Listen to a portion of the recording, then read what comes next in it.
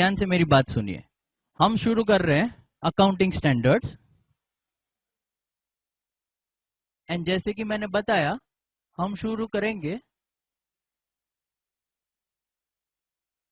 Basics के साथ, इस बात को अज्यूम करते हुए कि आपको बेसिक्स नहीं पता। तो सबसे पहले द मोस्ट बेसिक क्वेश्चन, जैसे ही आप सुनते हो अकाउंटिंग स्टैंडर्ड्स, सबसे बेसिक क्वेश्चन होगा व्हाट आर अकाउंटिंग स्टैंडर्ड्स। ये अकाउंटिंग स्टैंडर्ड्स होते क्या है? अभी मैं आपको पूछूंगा अकाउंटिंग स्टैंडर्ड्स होते क्या है, तो इमीडिएटली आपके दिमाग में क्या थॉट्स आते हैं? अकाउंटिंग स्टैंडर्ड मतलब प्रिंसिपल्स होते हैं, पॉलिसीज होती है, रूल्स होते हैं जिसके हिसाब से अकाउंटिंग की जाती है। क्या ये सारे आंसर्स करेक्ट है? हाँ करेक्ट है। लेकिन आप अभी सोचो, कोई कॉमन मैन है, कोई साइंस स्ट्रीम का स्टूडेंट है, आपका दोस्त है, वो जानता है कि आप सीए कर रहे हो और वो आपको पूछता है कि अकाउंटिंग स्टैंडर्ड्स क्या होते हैं। एंड समझो आपने उसको रिप्लाई दिया अकाउंटिंग स्टैंडर्ड मतलब रूल्स, रेगुलेशंस, प्रिंसिपल्स, गाइडलाइंस जो आईसीएआई इश्यू करता है। मुझे बताइए, आपके पास से ये आंसर मिलने के बाद क्या आपके दोस्त को पता चलेगा कि अकाउंटिंग स्टैंडर्ड्स एग्जैक्टली होते क्या है? नहीं। तो हम क्या करेंगे, पहले अकाउंटिंग स्टैंडर्ड्स क्या होते हैं उसको एकदम बेसिक्स वर्ड्स में समझेंगे, उसके बाद डिटेल्स में जाएंगे। तो मैं आंसर देता हूं, सबसे सिंपल और अप्रोप्रिएट आंसर इस क्वेश्चन का what are accounting standards. And जब मैं ये आंसर दूंगा, ये आंसर आपको थोड़ा फनी लगेगा इनिशियली, उसके बाद मैं आपको डिटेल में एक्सप्लेन करता हूं। ध्यान से सुनिए मेरी बात। व्हाट आर अकाउंटिंग स्टैंडर्ड्स, इसका सबसे करेक्ट आंसर क्या है? Accounting standards are standards of accounting. What are accounting standards? Standards of accounting. मुझे दिख रहा है कुछ बच्चे हंस रहे हैं कि मैंने कुछ नहीं किया, क्वेश्चन पूछा और आंसर उसका उल्टा दे दिया। What are accounting standards? Nothing but standards of accounting. लेकिन ये खाली मैंने उल्टा नहीं किया है, यहाँ पे हर वर्ड का अपना एक इंपॉर्टेंस है। ध्यान से समझिए वो इंपॉर्टेंस को। जब मैं बोलता हूं accounting standards are standards of accounting, सबसे पहले हमें समझना है ये वर्ड स्टैंडर्ड का क्या मीनिंग है, या फिर हम रियल लाइफ में ये वर्ड स्टैंडर्ड का यूज कहां पे करते हैं। मैं आपको एक एग्जांपल देता हूं, आप समझिए। समझो मैं आपको बोलता हूं ये 100 ग्राम पैकेट है, 100 ग्राम स्टैंडर्ड पैकेट है अमूल बटर का।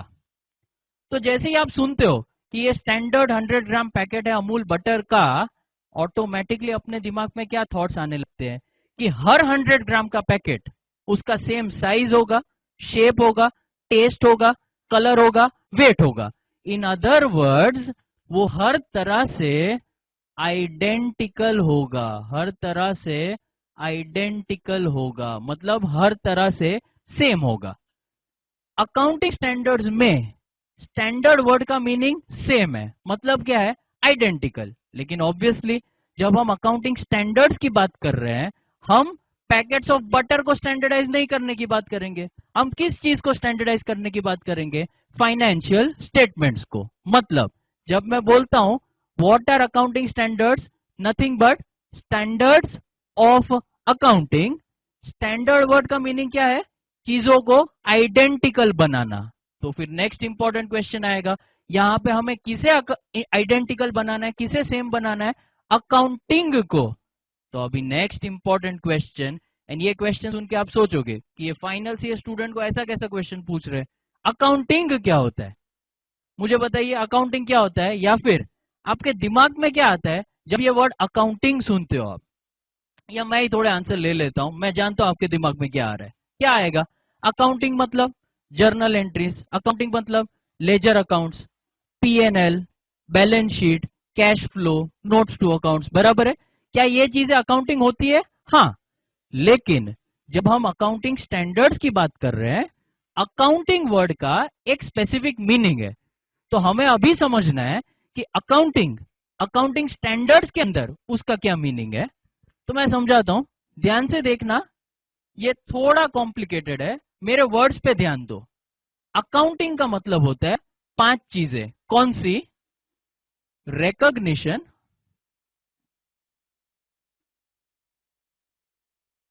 मेजरमेंट,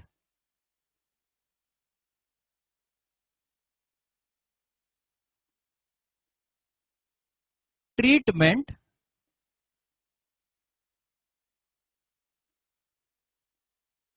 प्रेजेंटेशन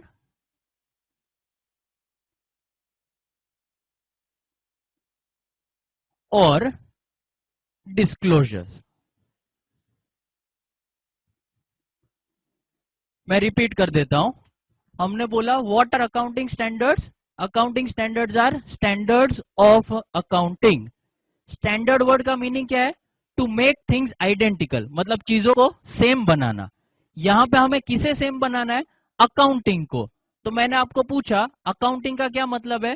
सिंपल मीनिंग होता है journal entries, ledger, PNL, balance sheet. लेकिन जब अकाउंटिंग स्टैंडर्ड्स की बात हो रही है, अकाउंटिंग वर्ड का स्पेशल मीनिंग है। क्या मीनिंग है? जैसे अकाउंटिंग मतलब 5 चीजें, रिकॉग्निशन, मेजरमेंट, ट्रीटमेंट, प्रेजेंटेशन और डिस्क्लोजर। मतलब ये लोग क्या बोलने की ट्राई कर रहे हैं कि जब आप किसी भी चीज की अकाउंटिंग करते हो, आप इन 5 चीजों को करते हो। मैं रिपीट करता हूं सेंटेंस। जब आप अकाउंटिंग किसी भी चीज की करते हो, आप ये 5 चीजें करते हो। मुझे सोच के बताओ, क्या आप ये 5 चीजें एक्चुअली करते हो जब आप अकाउंटिंग करते हो? चलो चेक कर लेते हैं। एक सिंपल एग्जांपल देता हूं उस बारे में जो आपको ऑलरेडी पता है। कौन सा एग्जांपल? डेप्रीसिएशन। अभी आप सबको पता है कि डेप्रीसिएशन की अकाउंटिंग कैसे करते हैं, बराबर है? तो मैं आपको बताता हूं, ध्यान से सुनिए। जब हम डेप्रीसिएशन की अकाउंटिंग करते हैं, सबसे पहले हम क्या सोचते हैं कि हम ये एसेट को यूज कर रहे हैं, उसका वेयर एंड टेयर हो रहा है, एंड देयरफॉर उसकी वैल्यू घट रही है। ये जो वैल्यू घट रही है उसको हम टेक्निकल लैंग्वेज में क्या बोलते हैं? डेप्रिसिएशन। तो सबसे पहले आप रिकॉग्नाइज करते हो, आपको पता चलता है कि एसेट की वैल्यू घट रही है, बराबर है? एक बार आपने रिकॉग्नाइज किया कि एसेट की वैल्यू घट रही है, उसके बाद नेक्स्ट स्टेप क्या होता है हमारा? हम ट्राई करते हैं मेजर करने को कि एसेट की वैल्यू कितने अमाउंट से घट रही है। तो समझो मेरे पास एक एसेट है, मुझे पता चला कि ये एसेट अगर मैं इसी तरह से यूज करता रहा तो मैं उसे इस साल यूज कर पाऊंगा, और इस साल के बाद और 4 साल, मतलब टोटल 5 साल। तो इस बेसिस पे मैं क्या कंक्लूड करूंगा कि टोटल एसेट की कितनी वैल्यू घट रही है हर साल। अगर एसेट 5 साल में कंज्यूम हो जाएगा, यूज हो जाएगा, या 5 साल बाद उसकी वैल्यू 0 हो जाएगी, तो टोटल हर साल उसकी वैल्यू कितने से घट रही है? 20%। तो सबसे पहले मैंने रिकॉग्नाइज किया कि एसेट की वैल्यू घट रही है। उसके बाद मैंने मेजर किया कि उसकी वैल्यू हर साल 20% से घट रही है। ये दोनों होने के बाद अभी लॉजिकली नेक्स्ट स्टेप क्या आएगा? मैं उसकी नेसेसरी ट्रीटमेंट दूंगा। अभी क्वेश्चन, डेप्रिसिएशन की क्या ट्रीटमेंट होती है? वेरी सिंपल, हम डेप्रिसिएशन को डेबिट करेंगे एंड फिक्स्ड एसेट को क्रेडिट करेंगे। अभी ये ट्रीटमेंट हम हर फिक्स्ड एसेट के लिए देंगे जो हमारे बुक्स ऑफ अकाउंट्स में होगी। तो हमने पहले रिकॉग्नाइज किया कि एसेट की वैल्यू घट रही है, बाद में मेजर किया कि उसकी वैल्यू हर साल 20% घट रही है, एंड उसके बाद हमने उसकी ट्रीटमेंट दी। अभी ट्रीटमेंट के बाद नेक्स्ट क्वेश्चन आता है, डेप्रिसिएशन का क्या प्रेजेंटेशन होता है? मतलब हम बुक्स ऑफ अकाउंट्स में डेप्रिसिएशन कैसे दिखाते हैं और कहां दिखाते हैं? तो ये आंसर आपको ऑलरेडी मालूम है। डेप्रिसिएशन दिखाया जाता है as one single number PNL में डेबिट साइड पे। वो सिंगल नंबर क्या होता है? वो टोटल होता है। हमने जो सारी ट्रीटमेंट दी है उन सब का टोटल करके पीएनएल में डेबिट होता है। एंड प्रेजेंटेशन के बाद आखिरी स्टेप क्या होता है? डिस्क्लोजर। अभी क्वेश्चन, डेप्रिसिएशन की डिटेल्स कहां डिस्क्लोज की जाती है? मतलब कंपनी कहां पे लिखेगी ऐसा सेंटेंस कि प्लांट एंड मशीनरी को 15% पे डेप्रिशिएट किया गया है? ऐसा सेंटेंस नॉर्मली कहां पे लिखा जाता है? नोट्स टू अकाउंट्स में। मतलब जब हम डेप्रिसिएशन की अकाउंटिंग करते हैं, क्या हम ये पांचों चीजें कवर करते हैं? यस। तो मैं अपने बेसिक क्वेश्चन पे वापस लौटता हूं। What are accounting standards? क्या बोला? Accounting standards are standards of accounting. Standard का मीनिंग क्या होता है? किसी चीज को आइडेंटिकल करना, सेम करना। एंड अकाउंटिंग का क्या मीनिंग होता है? ये तो जब मैं बोलता हूं accounting standards are standards of accounting, हमें कौन सी चीजों को सेम करना होगा? इन चीजों को। मतलब अकाउंटिंग स्टैंडर्ड्स क्या इंश्योर करेंगे? ध्यान से समझना। अकाउंटिंग स्टैंडर्ड्स इंश्योर करेंगे कि अगर दो कंपनीज है एंड दोनों के पास फिक्स्ड एसेट्स है, तो दोनों कंपनीज अपनी डेप्रिसिएशन के लिए ये पांचों चीजें सेम करेगी। आई होप आप समझ रहे हो कि अगर दोनों कंपनी ये पांचों चीजें सेम करेगी तो ऑटोमेटिकली उनके फाइनेंशियल स्टेटमेंट्स आइडेंटिकल होंगे, या वी कैन से उनके फाइनेंशियल स्टेटमेंट्स स्टैंडर्डाइज होंगे। ये पॉइंट समझ में आया? Any doubts here? Okay, I can see your response, thank you very much.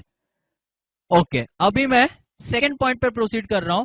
अच्छा, अगर किसी को डाउट्स है तो मैं ये समझाने के बाद रिवाइज करूंगा।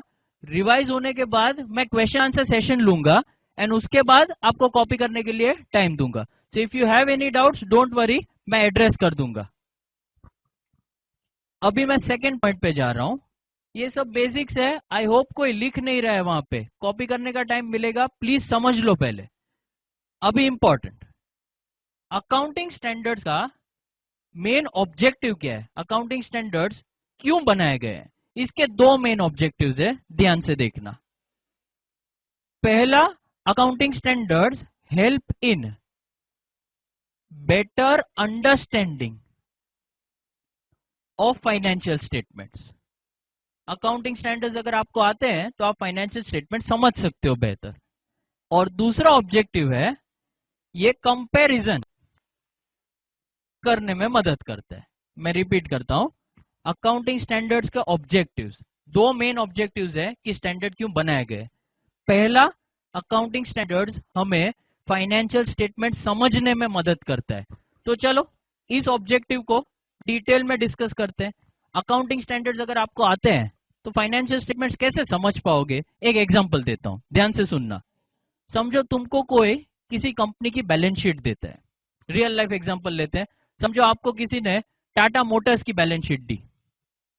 अभी टाटा मोटर्स की बैलेंस शीट में एसेट साइड पे आपने क्लोजिंग स्टॉक देखा एंड क्लोजिंग स्टॉक में दो नैनो कार्स है एंड अमाउंट की कॉलम में लिखा गया है 1,60,000। मैं रिपीट करता हूं एग्जांपल, किस कंपनी की बैलेंस शीट है? टाटा मोटर्स। उसमें एसेट साइड पे क्लोजिंग स्टॉक है। क्लोजिंग स्टॉक में क्या दिख रहा है? दो नैनो कार्स है एंड अमाउंट की कॉलम में लिखा है 1,60,000। तो मुझे बताइए, ये दो नैनो कार्स के लिए अमाउंट लिखा है 1,60,000, तो क्या आपको ऐसा डाउट आएगा कि ये लोग न्यूज़पेपर में तो बोल रहे थे कि गाड़ी 1,00,000 रुपए में बेचेंगे एंड अगर दो गाड़ी है तो अमाउंट 2,00,000 होना चाहिए था, ये अमाउंट 1,60,000 क्यों है? क्या आपको ये डाउट आएगा? या आप जानते हो ये 1,60,000 क्यों है? आप जानते हो। कैसे? ये 1,60,000 क्या है? ये कॉस्ट है नैनो कार का। एंड सिंस ये कंपनी का क्लोजिंग स्टॉक है, कंपनी ने इसे वैल्यू कैसे किया हुआ है? कॉस्ट या मार्केट वैल्यू, कॉस्ट और NRV which ever is less. तो अभी समझिए, वो 1,60,000 को आप समझ क्यों पाए? आपको वो नंबर में डाउट क्यों आया, क्यों नहीं आया? क्योंकि आप ऑलरेडी एक अकाउंटिंग स्टैंडर्ड जानते हो जो उसके वैल्यूएशन में गया है। मुझे बताइए, हम किस अकाउंटिंग स्टैंडर्ड की बात कर रहे हैं? AS2 on valuation of inventory. तो आप ये नंबर 1,60,000 समझ पाए, क्यों? क्योंकि आप ऑलरेडी अकाउंटिंग स्टैंडर्ड जानते हो। डिड यू रियलाइज कि अगर आपको अकाउंटिंग स्टैंडर्ड आता है तो it will help in better understanding of financial statement? Yes. मतलब मैं क्वेश्चन चेंज करता हूं। समझो हम वही बैलेंस शीट अगर किसी इंजीनियर को देते हैं तो क्या उसको ये डाउट आ सकता है कि दो नैनो कार है तो अमाउंट 2,00,000 होना चाहिए था, 1,60,000 क्यों है? हाँ, उसको ये डाउट आ सकता है। क्यों? क्योंकि इंजीनियर को अकाउंटिंग स्टैंडर्ड नहीं आता होगा। आपको और मुझे वो डाउट नहीं आएगा। क्यों? क्योंकि हमें ऑलरेडी एक अकाउंटिंग स्टैंडर्ड मालूम है। ये पॉइंट क्लियर हुआ? ठीक है, अभी मैं नेक्स्ट पॉइंट पे जाता हूं। हमने क्या बोला? अकाउंटिंग स्टैंडर्ड्स का एक मेन ऑब्जेक्टिव है कि वो कंपैरिजन में हेल्प करता है, परफॉर्मेंस के कंपैरिजन में। अभी जब मैं कंपैरिजन की बात कर रहा हूं ये भी दो टाइप का होता है कंपैरिजन। क्या?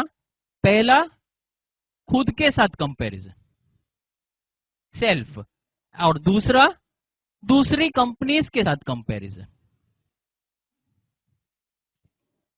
तो सबसे पहले समझते हैं कि अगर आपको अकाउंटिंग स्टैंडर्ड्स आते हैं तो खुद के परफॉर्मेंस के साथ कैसे कंपैरिजन हो सकता है। वेरी सिंपल, कंपनी के पास खुद का पिछले साल का नेट प्रॉफिट नंबर होगा, कंपनी को मालूम होगा कि पिछले साल में उसने कौन से अकाउंटिंग स्टैंडर्ड्स फॉलो किए हैं।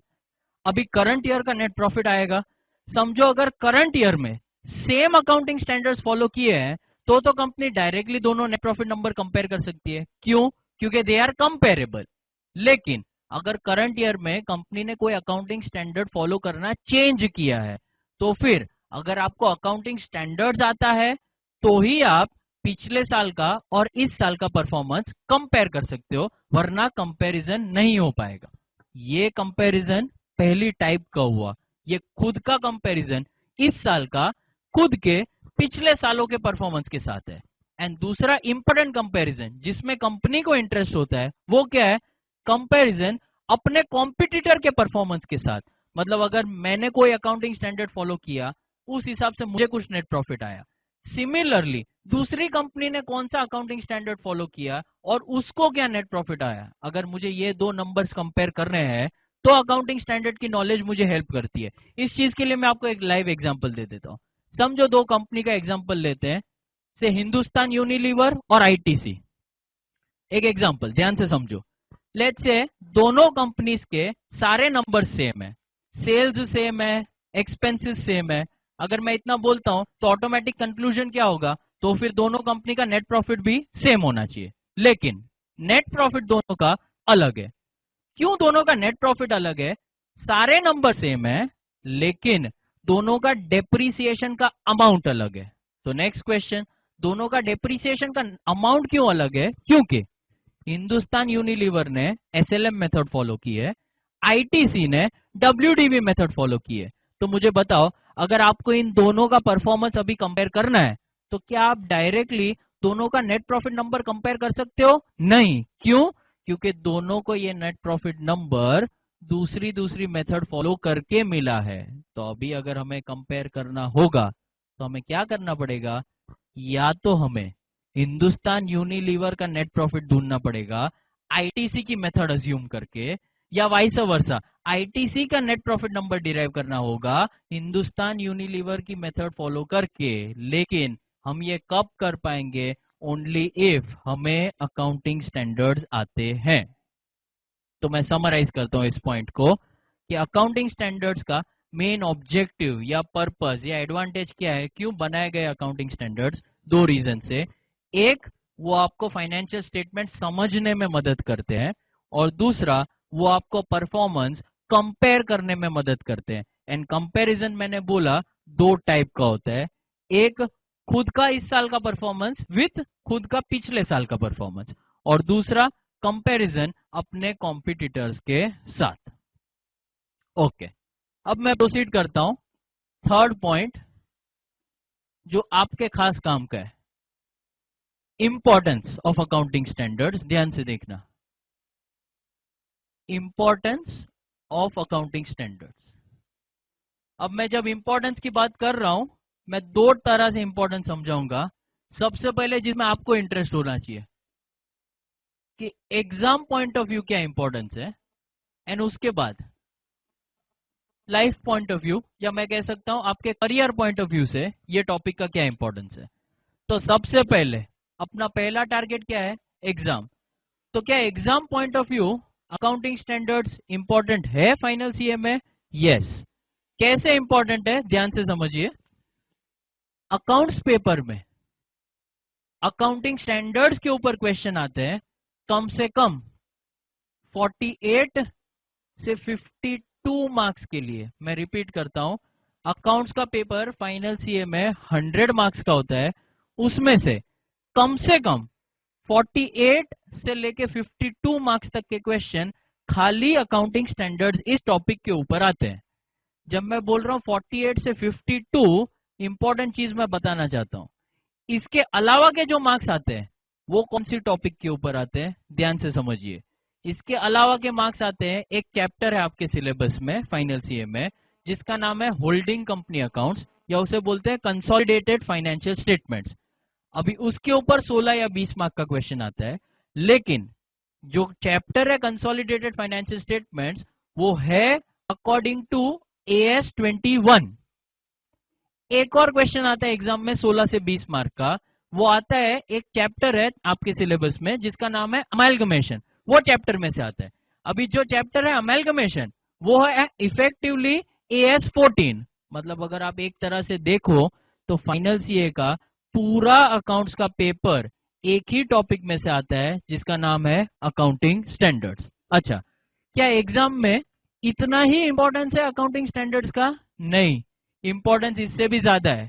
कैसे? आपके ऑडिट पेपर में कम से कम 16 से 22 मार्क का क्वेश्चन इस टॉपिक के ऊपर आता है, accounting standards. I repeat, accounts paper में 100 में से 48 से 52 मार्क्स, ऑडिट पेपर में 16 से 22 मार्क। मतलब अगर आप टोटल करोगे तो approximately 80 marks, 80 mark final CA में इस एक टॉपिक अकाउंटिंग स्टैंडर्ड्स में से आते हैं। अभी फाइनल सीए का टोटल मार्क्स होते हैं 8 सब्जेक्ट 800 मार्क, जिसमें से 80 मार्क एक ही टॉपिक में से आने वाले हैं जिसे बोलते हैं अकाउंटिंग स्टैंडर्ड्स। मेरा कहने का मतलब ये है कि ये टॉपिक को लव करो या हेट करो, इसे इग्नोर मत करो। लेक्चर ध्यान से बैठो। राजकोट थर्ड बेंच, हाँ स्ट्रेट हो जाओ, बराबर, थैंक यू। चलो मैं कंटिन्यू करता हूं। ये इंपॉर्टेंस आपके लिए बताया था सो दैट आप जाग जाओ। ठीक है, मैं प्रोसीड करता हूं। ये तो हो गया exam point of view importance कि मार्क्स कितने इंपॉर्टेंट है। अभी मैं जाता हूं लाइफ पॉइंट ऑफ व्यू या करियर पॉइंट ऑफ व्यू, ये टॉपिक का क्या इंपॉर्टेंस है, ध्यान से समझना। सी आप फाइनल सीए में पहुंचे हो तब तक आपको क्या पता चला है कि अगर क्वेश्चन दिया तो उसे सॉल्व कैसे करना है। समझो अगर आपको डेप्रिसिएशन के ऊपर क्वेश्चन दिया तो उसे सॉल्व कैसे करना है वो आप पाते हो, लेकिन ये क्यों करना है वो ज्यादातर आपको पता नहीं है। मतलब जब हम अकाउंटिंग स्टैंडर्ड्स पढ़ेंगे फाइनल सीए में, अपना ऑब्जेक्टिव एक ही है, कोई भी चीज हम क्यों कर रहे हैं वो समझनी है। लाइक मैं क्वेश्चन आपको देता हूं जिसका आंसर हम थोड़े लेक्चर्स के बाद देखेंगे, लेकिन क्वेश्चन ध्यान से समझिए। आपने अर्लियर लेवल पे गुडविल पढ़ा होगा। अभी आपको किसी ने ऐसा समझाया रहेगा कि बुक्स ऑफ अकाउंट्स में सेल्फ जनरेटेड गुडविल नहीं दिखाते, बुक्स ऑफ अकाउंट्स में परचेस्ड गुडविल दिखाते हैं। लेकिन क्या आपको मालूम है इसके पीछे का लॉजिक कि सेल्फ जनरेटेड गुडविल क्यों नहीं दिखाते, परचेस्ड गुडविल क्यों दिखाते हैं?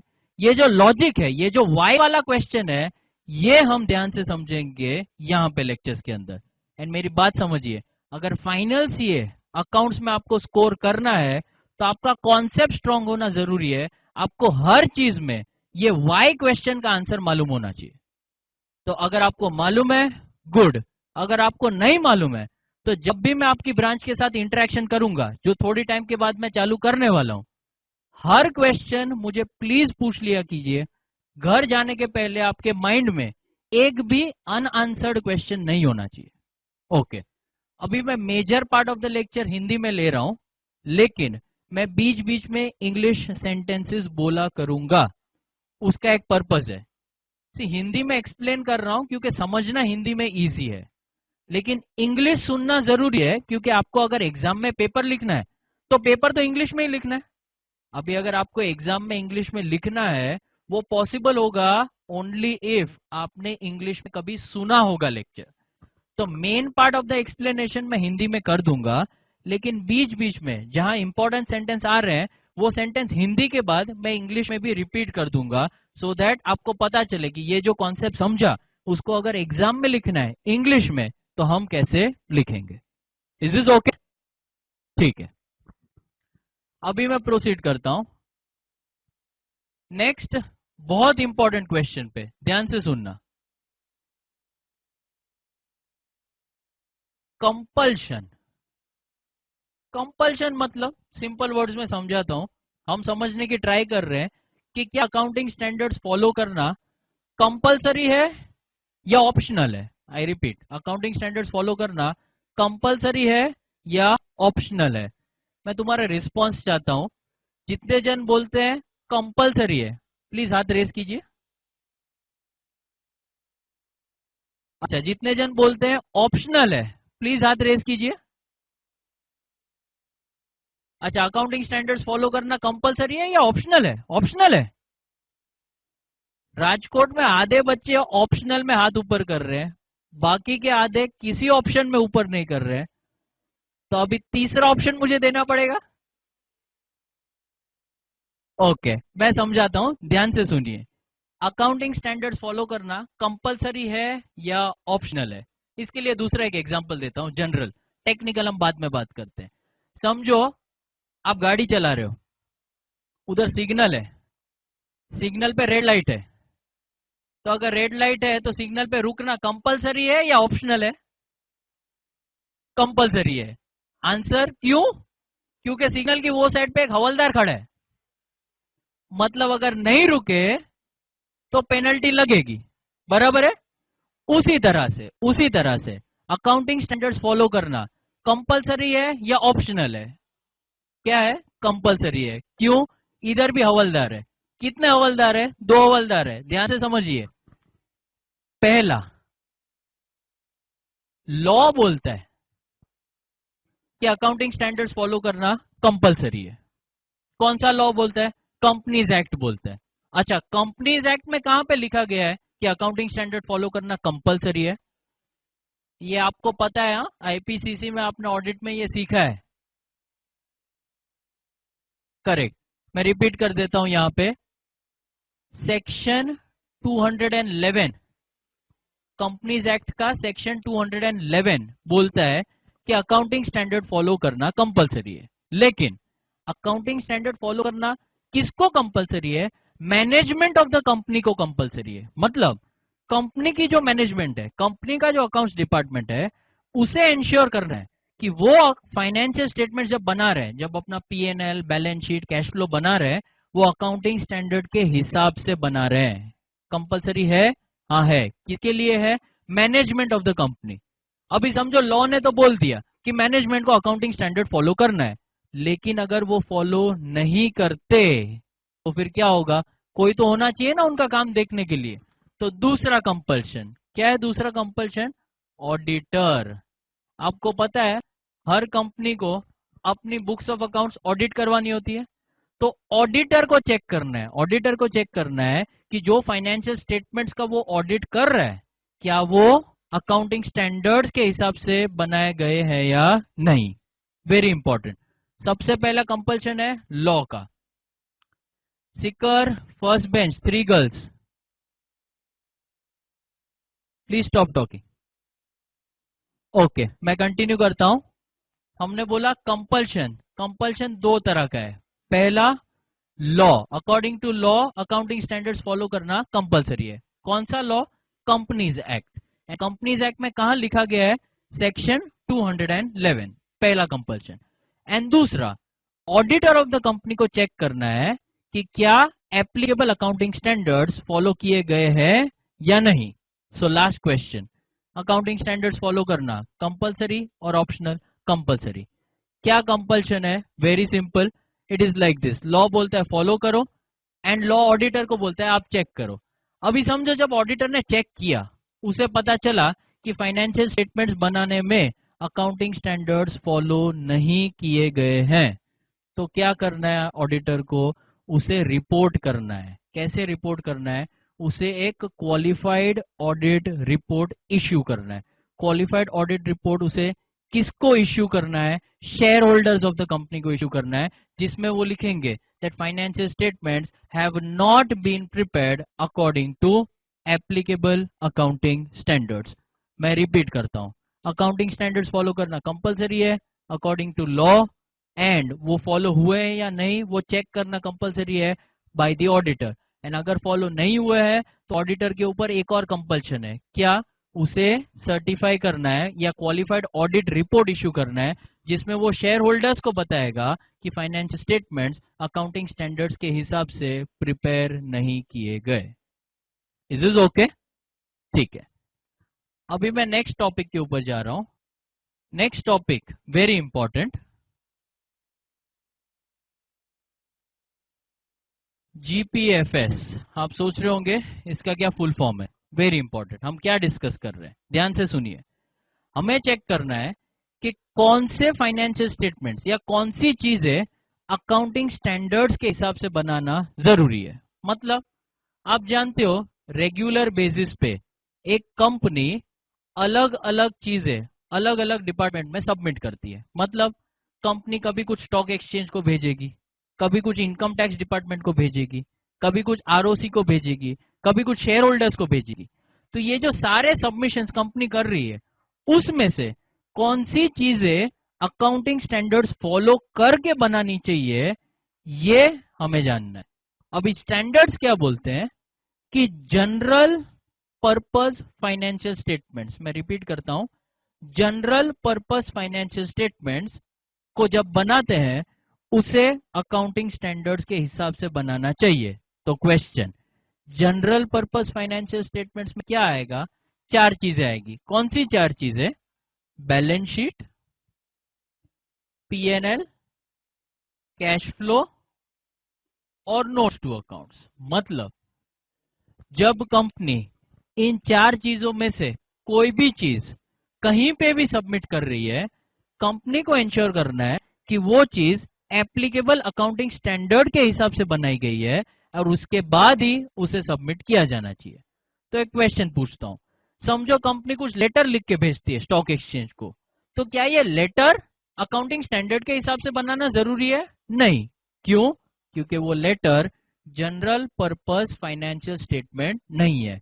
तो समरी, कौन सी चीजें अकाउंटिंग स्टैंडर्ड के हिसाब से बनानी है?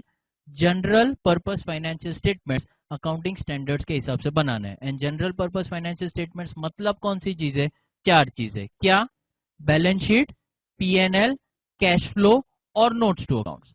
अब ये चार चीजों की बात करते हैं। आप जानते हो ये तीन चीजें, बैलेंस शीट, पीएनएल और कैश फ्लो, ये तीन में नंबर्स ही आएंगे।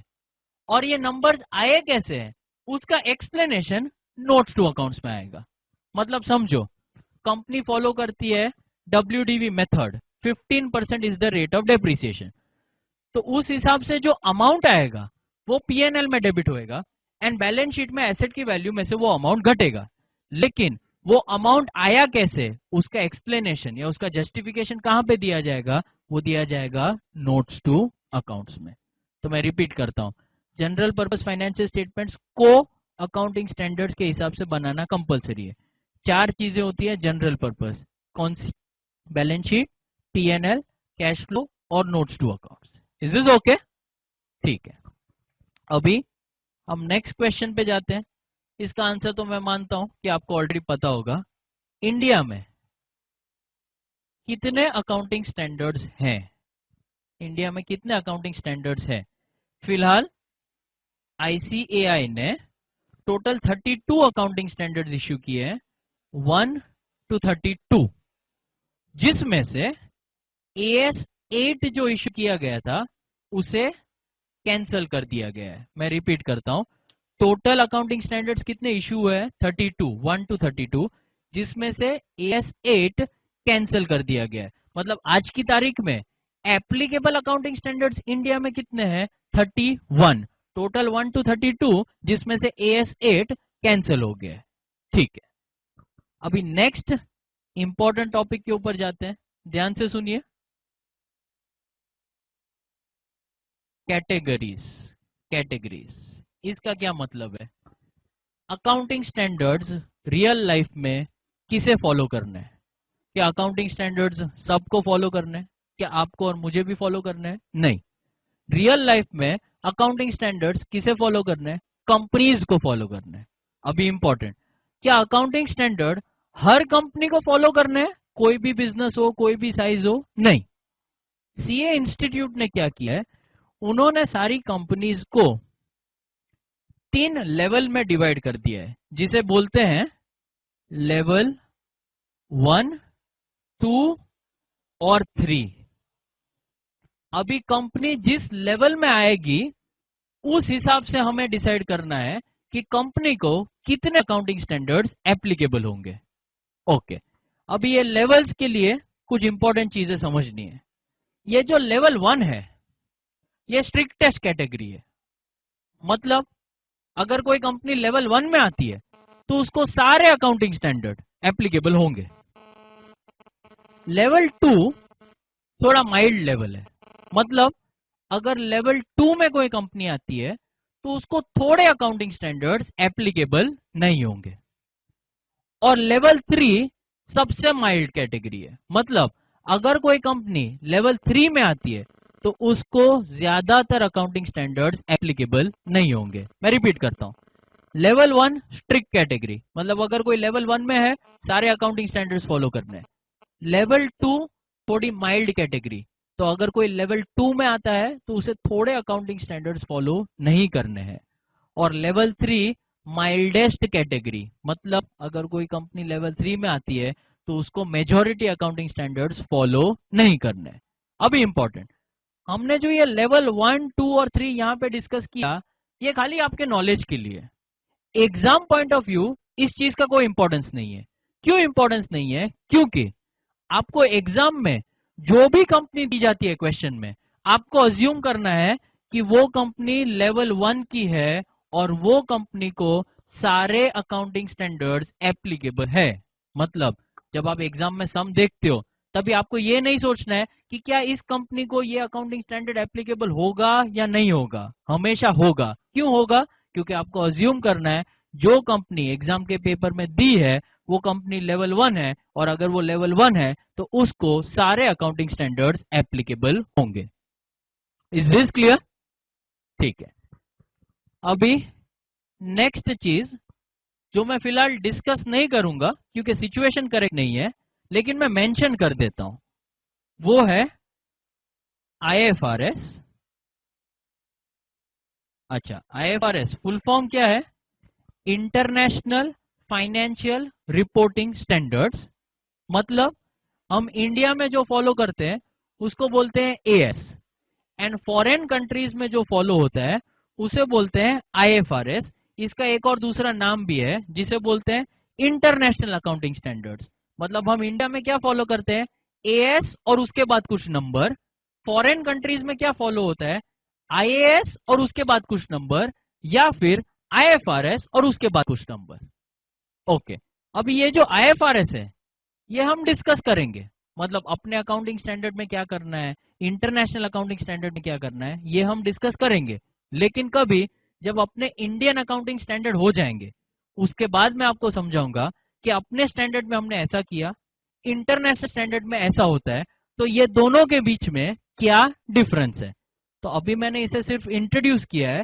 डिटेल्ड डिस्कशन इस टॉपिक के ऊपर कब करेंगे? जब सारे अकाउंटिंग स्टैंडर्ड्स कवर हो जाएंगे। Is this okay? ये मेरा इनिशियल एक्सप्लेनेशन हुआ। जैसे मैंने बताया था अभी पूरे एक्सप्लेनेशन का एक क्विक रिवीजन करवाऊंगा, उसके बाद हम क्वेश्चन आंसर सेशन करते हैं, और उसके बाद मैं आपको ये कॉपी करने का टाइम देता हूं। ठीक है? रिवीजन ध्यान से सुनना प्लीज। पहला question, what are accounting standards? Accounting standards क्या होते हैं? तो हमने आंसर क्या बोला? अकाउंटिंग स्टैंडर्ड्स मतलब स्टैंडर्ड्स ऑफ अकाउंटिंग। ये वर्ड स्टैंडर्ड का क्या मीनिंग है? To make things identical, items को सेम बनाना। आपको याद होगा यहाँ पे मैंने एक एग्जांपल दिया था। कौन सा एग्जांपल दिया था? अमूल बटर के पैकेट का। मैंने क्या बोला था? अगर आपको कोई देता है 100 gram packet of Amul butter, standard packet, तो ऑटोमेटिकली माइंड में क्या आना चाहिए कि हर अमूल बटर का packet will have same shape, size, taste, colour, weight etcetera. मतलब it will be identical in all respects. बाद में हमने क्या बोला था? यहाँ पे हमें कौन सी चीज को आइडेंटिकल करना है? अकाउंटिंग को। तो मैंने पूछा था अकाउंटिंग मतलब माइंड में क्या आएगा? Things like journal entries, ledger, PNL, balance sheet etcetera. बराबर है? लेकिन अकाउंटिंग स्टैंडर्ड्स में वर्ड अकाउंटिंग का एक स्पेशल मीनिंग है। क्या है वो मीनिंग? अकाउंटिंग मतलब 5 चीजें। क्या? रिकॉग्निशन, मेजरमेंट, ट्रीटमेंट, प्रेजेंटेशन और डिस्क्लोजर। और अगर आपको याद होगा, हमने एक एग्जांपल डिस्कस किया था डेप्रीसिएशन, कि जब हम डेप्रीसिएशन की अकाउंटिंग करते हैं अपने क्या स्टेप्स होते हैं। सबसे पहले हम रिकॉग्नाइज करते हैं कि जैसे एसेट्स यूज हो रहे हैं उसकी वैल्यू कम हो रही है, ये कम जो हो रही है वैल्यू, उसे क्या बोलते हैं, डेप्रीसिएशन। रिकॉग्नाइज करने के बाद हम क्या करते हैं, मेजर करते हैं कि उसकी वैल्यू कितने अमाउंट से कम हो रही है। मेजर करने के बाद नेक्स्ट स्टेप क्या होगा, डेप्रीसिएशन की ट्रीटमेंट देने का। क्या ट्रीटमेंट हमने बोली थी, डेप्रीसिएशन अकाउंट डेबिट होएगा और फिक्स्ड एसेट अकाउंट क्रेडिट होएगा। उसके बाद बोला प्रेजेंटेशन, क्या होगा प्रेजेंटेशन, टोटल जो हमने ट्रीटमेंट की है वो टोटल अमाउंट पीएनएल में डेबिट होएगा। और आखिरी स्टेप क्या था, डिस्क्लोजर, डेप्रीसिएशन की डिटेल्स कहां पे डिस्क्लोज की जाएगी, नोट्स टू अकाउंट्स में। उसके बाद हम प्रोसीड हुए थे लॉजिक पे, ऑब्जेक्टिव, कि अकाउंटिंग स्टैंडर्ड्स क्यों बनाए गए। तो हमने क्या डिस्कस किया, दो इंपॉर्टेंट रीजन से बनाए गए। पहला, अकाउंटिंग स्टैंडर्ड्स आपको फाइनेंशियल स्टेटमेंट समझने में मदद करता है। किसी को याद है हमने ये इसके लिए कौन सा एग्जांपल लिया था, मैं याद दिला देता हूं। हमने एग्जांपल लिया था टाटा मोटर्स की balance sheet, asset side, closing stock, 2 nano cars, याद आ रहा है। एंड अमाउंट कितना दिया गया था, 1,60,000, बराबर है। एंड हमने क्या बोला था, वो अमाउंट देख के अपने माइंड में डाउट नहीं आता है कि ये अमाउंट 1,60,000 क्यों है, ये 2 लाख क्यों नहीं है। क्यों डाउट नहीं आता है, क्योंकि हमें ऑलरेडी एक अकाउंटिंग स्टैंडर्ड मालूम है जिसके हिसाब से उसकी वैल्यूएशन हुई है। कौन से अकाउंटिंग स्टैंडर्ड की बात कर रहा हूं मैं, AS2 on valuation of inventory. And दूसरा इंपॉर्टेंट ऑब्जेक्टिव हमने कौन सा समझा था, कि अगर आपको अकाउंटिंग स्टैंडर्ड आते हैं तो it will help in comparing performance. अभी कंपैरिजन जो है परफॉर्मेंस का वो दो टाइप का है। कौन सा दो टाइप का, पहला खुद का इस साल का परफॉर्मेंस विद खुद का पिछले साल का परफॉर्मेंस, एंड दूसरा खुद का इस साल का परफॉर्मेंस विद अपने कॉम्पिटिटर्स का परफॉर्मेंस। ठीक है, नेक्स्ट इंपॉर्टेंट स्टेप, मैंने क्या बोला था, हमें इंपॉर्टेंट समझना है इस टॉपिक अकाउंटिंग स्टैंडर्ड्स का। एंड इंपॉर्टेंस दो टाइप का है। एग्जाम पॉइंट ऑफ व्यू, मैंने आपको समझाया कि मार्क्स कितने मार्क्स के लिए आता है एग्जाम में। और दूसरा real life point of view, मैंने बताया कि अगर आपको अकाउंटिंग स्टैंडर्ड्स आते हैं तो आप जो भी अकाउंटिंग ट्रीटमेंट देते हो उसके पीछे का लॉजिक क्या है वो आप समझ पाओगे, only if you know accounting standards. और फाइनल सीए लेवल पे हर चीज का लॉजिक मालूम होना बहुत जरूरी है to be able to handle exam questions. Next very important thing, मैंने पूछा कि अकाउंटिंग स्टैंडर्ड फॉलो करना कंपलसरी है या ऑप्शनल है। अपना आंसर क्या है, कंपलसरी है। क्यों कंपलसरी है, सबसे पहले लॉ मतलब कंपनीज एक्ट बोलता है कि अकाउंटिंग स्टैंडर्ड फॉलो करना कंपलसरी है। ये किसकी रिस्पॉन्सिबिलिटी है, मैनेजमेंट ऑफ द कंपनी, मतलब कंपनी का जो अकाउंट्स डिपार्टमेंट है उसे देखना है कि फाइनेंशियल स्टेटमेंट्स अकाउंटिंग स्टैंडर्ड के हिसाब से ही बनाए जाए। ये पहली रिस्पॉन्सिबिलिटी होगी। और दूसरी रिस्पॉन्सिबिलिटी किसकी है, ऑडिटर की है। उसे क्या चेक करना है कि जो फाइनेंशियल स्टेटमेंट्स का वो ऑडिट कर रहा है क्या वो फाइनेंशियल स्टेटमेंट्स अकाउंटिंग स्टैंडर्ड के हिसाब से ही बनाए गए हैं या नहीं। अगर बनाए गए हैं तो कोई प्रॉब्लम नहीं, लेकिन अगर फाइनेंशियल स्टेटमेंट्स अकाउंटिंग स्टैंडर्ड के हिसाब से नहीं बनाए गए तो ऑडिटर की एक और रिस्पॉन्सिबिलिटी है। क्या रिस्पॉन्सिबिलिटी है, अपने शेयर होल्डर को इन्फॉर्म करना, कंपनी के जो शेयर होल्डर है उनको इन्फॉर्म करना कि तुम्हारी कंपनी में अकाउंटिंग स्टैंडर्ड्स फॉलो नहीं किए गए। अभी ऑडिटर शेयर होल्डर को कैसे इन्फॉर्म करेगा, ऑडिट रिपोर्ट इश्यू करके। एंड जो ऑडिट रिपोर्ट में लिखा गया रहेगा कि अकाउंटिंग स्टैंडर्ड फॉलो नहीं हुए हैं उसे टेक्निकल लैंग्वेज में क्या कहेंगे, क्वालिफाइड ऑडिट रिपोर्ट। अभी नेक्स्ट हमने क्या बोला था, कौन सी चीजें अकाउंटिंग स्टैंडर्ड के हिसाब से बनानी चाहिए। मतलब कंपनी अलग अलग अथॉरिटी को अलग अलग चीजें सबमिट करेगी। सो कौन सी चीजें अकाउंटिंग स्टैंडर्ड के हिसाब से बनानी चाहिए, तो मैंने बोला था general purpose financial statements. I repeat, क्या बोला, general purpose financial statements accounting standards के हिसाब से बनाने चाहिए। एंड मैंने बोला था जनरल पर्पस फाइनेंशियल स्टेटमेंट्स मतलब कितनी चीजें, चार चीजें। क्या आएगी उसमें, balance sheet, PNL, cash flow और नोट्स टू अकाउंट्स। ये चार चीजें कंपनी जब बनाती है कंपनी को उन्हें अकाउंटिंग स्टैंडर्ड्स के हिसाब से ही बनाना है। एंड यहाँ पे मैंने एक और एग्जांपल लिया था कि कौन सी चीज अकाउंटिंग स्टैंडर्ड के हिसाब से नहीं होनी चाहिए। लेट्स से हमने बोला अगर कंपनी एक लेटर लिख के देती है स्टॉक एक्सचेंज को, तो क्या वो लेटर अकाउंटिंग स्टैंडर्ड के हिसाब से होना जरूरी है? नहीं। क्यों? क्योंकि वो letter general purpose financial statement नहीं है। लेकिन अगर कंपनी इन 4 चीजों में से कोई भी चीज सबमिट करती है, तो क्या वो चीज अकाउंटिंग स्टैंडर्ड के हिसाब से बनाना जरूरी है? हाँ। Is is okay? ठीक है। नेक्स्ट मैंने पूछा कितने अकाउंटिंग स्टैंडर्ड्स है इंडिया में? तो मैंने बोला अपना institute ICAI 32 accounting standards issue कर चुका है, 1 to 32, जिसमें से AS8 कैंसिल हो गया। मतलब आज की तारीख में एप्लीकेबल अकाउंटिंग स्टैंडर्ड्स इंडिया में कितने हैं? 31, टोटल 1 to 32, जिसमें से AS8 कैंसिल हो गया। उसके बाद इंपॉर्टेंट पॉइंट, कैटेगरीज। ये पॉइंट में हमने क्या समझा कि रियल लाइफ में अकाउंटिंग स्टैंडर्ड्स किसे फॉलो करना है, किसे फॉलो नहीं करना है। तो क्या हमें फॉलो करना है? नहीं। किसे फॉलो करना है? सिर्फ कंपनीज को फॉलो करना है। बाद में हमने क्या समझा कि अकाउंटिंग स्टैंडर्ड्स सारी कंपनीज को फॉलो करना कंपलसरी है? नहीं। सीए इंस्टीट्यूट ने क्या किया है, सारी कंपनीज को डिवाइड कर दिया है कैटेगरीज में। क्या कैटेगरीज है? लेवल 1, लेवल 2 और लेवल 3। एंड डिपेंडिंग अपॉन आपकी कंपनी कौन सी कैटेगरी में आती है, आपको पता चलेगा कि आपको कितने अकाउंटिंग स्टैंडर्ड फॉलो करने हैं। लेकिन आपको याद रखना क्या है, मैंने बोला था ये 3 कैटेगरी मैंने मेंशन की खाली आपके नॉलेज के लिए। Real life exam point of view क्या ये इंपॉर्टेंट है आपके लिए? नहीं। क्यों? क्योंकि एग्जाम में तो हमें अज्यूम करना है कि जो भी कंपनी क्वेश्चन में दी है वो लेवल 1 एंटरप्राइज है, और अगर वो लेवल 1 है तो उसको सारे अकाउंटिंग स्टैंडर्ड एप्लीकेबल होंगे। और आखिरी मैंने सिर्फ मेंशन किया था इंटरनेशनल अकाउंटिंग स्टैंडर्ड्स, जिसका दूसरा नाम है इंटरनेशनल फाइनेंशियल रिपोर्टिंग स्टैंडर्ड्स। लेकिन ये क्या चीज है, ये हम कब डिस्कस कर पाएंगे? जब हमारे सारे इंडियन स्टैंडर्ड्स खत्म हो जाएंगे। उसके बाद हम समझेंगे कि इंटरनेशनल स्टैंडर्ड में क्या अकाउंटिंग ट्रीटमेंट होती है, एंड अपने स्टैंडर्ड और उनके स्टैंडर्ड के बीच में क्या डिफरेंसेस होते हैं। Is this okay?